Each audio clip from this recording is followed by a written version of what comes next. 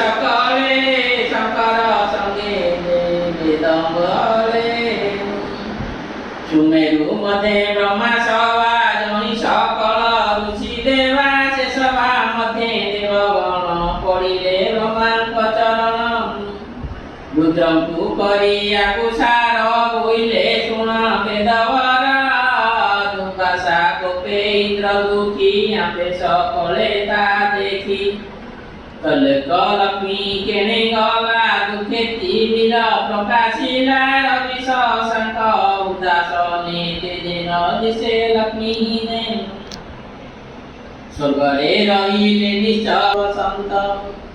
हेमंत ऋषि वचने शुणिन पद्मंजलि मने दंगे रहिला स्थिर होई देवकु चाहि विचार होई एबे इंद्रादि दिगपाले चिंतिला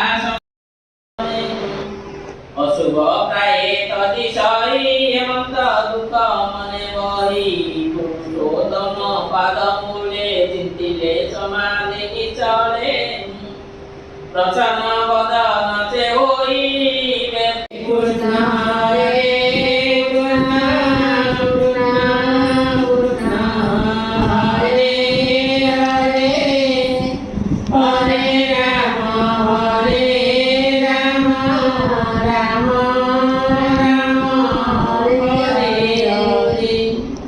हरे कृष्ण कृष्ण कृष्ण हरे हरे